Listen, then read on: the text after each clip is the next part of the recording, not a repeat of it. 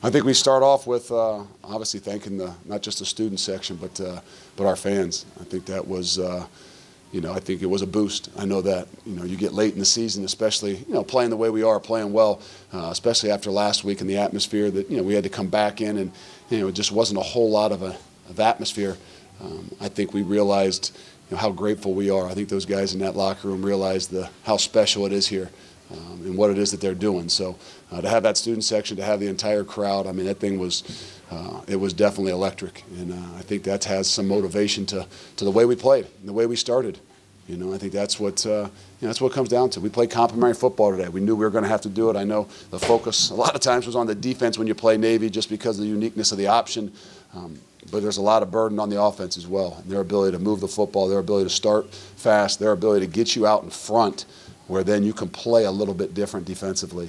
And I would say that it kind of came together today, to really see the true complementary football, offense, defense, and special teams thriving off of one another. There's a lot of good things that are growing inside that locker room, and I think it showed today. Questions? Can you give us a time spent in the offseason from all the way back then, compared to maybe paid off today? Yeah, it did. I mean, we did a lot in the offseason. We did a lot in spring ball. Not a lot. We did some in spring ball. We did it in fall camp as well. I think the different plan, but I also think the realization that it's going to be a lot faster. It's going to hit a lot quicker. What we went through last year, I mean, it wasn't just that we grew because, of the type of season we had. We grew because of what we learned from it. And I think last year's game against them was a big eye-opener. There's not many guys in that locker room that had played against them until it was last year.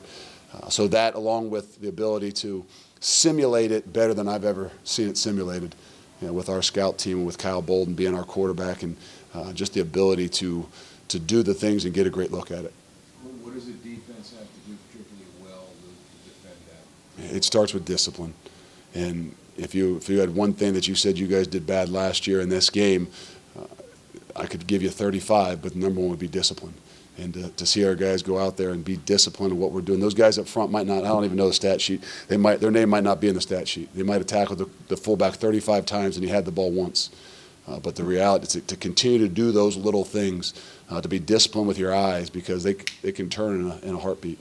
I think that's where the biggest growth defensively in everything that we've done. The ability to be disciplined, tracking the football. There weren't a whole lot of big runs and big cutbacks where a lot of times you see their big plays happen. The decision to take a linebacker, take a safety off the field, when did that come about?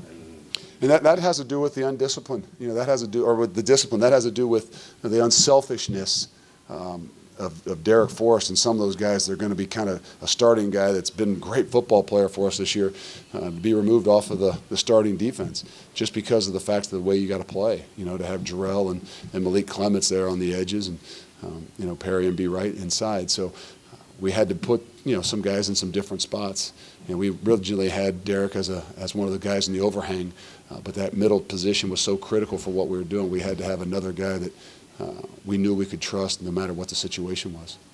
You seem still a little bit bothered by that game last year on the week. Did this help take the sting out of it a little bit? When we play them again, it'll come back up. So you can ask those guys. I think I reiterated how many rushing yards they had on Tuesday, and I think maybe I made some things up about the first half of the game. And but again, history, like you said, if you study it so that you learn from it. And whether there were some guys out there that weren't there last year. We have some young guys that are playing that weren't there last year. And I know they had to be able to feel the intensity and the things that we needed to do to come out and perform like this. Another great game in the middle. When you say that he's supposed to anchor this defensive line? I mean, there's 3 seniors up front. I mean, I would, obviously he's a captain. He's been a captain every single week. He's probably made as great a change, and I don't just mean as a football player, but his ability to play hard on a consistent basis as anybody. But I would list him, I would say, with Marquise Copeland and Kamani Fitz, the 3 seniors up front that really anchor the defense and set the example with everything we do. What were you doing over here on the side of the field at the end of the game, standing behind Navy? I have no idea what you're talking about. He was looking up in the stands and you guys were standing behind him. No, I was gone. They were singing. We were trying to get ourselves in and off the field. We're going to get those guys up there as soon as we possibly can. I mean, this is, You know, they got to enjoy it too. You know, and sometimes when it turns out like that, I mean, good, we all love them. You know, the difference between a locker room last week and a locker room this week is completely different. But you know, we got to make sure we take full advantage of celebrating the things that we do as a family and as a team.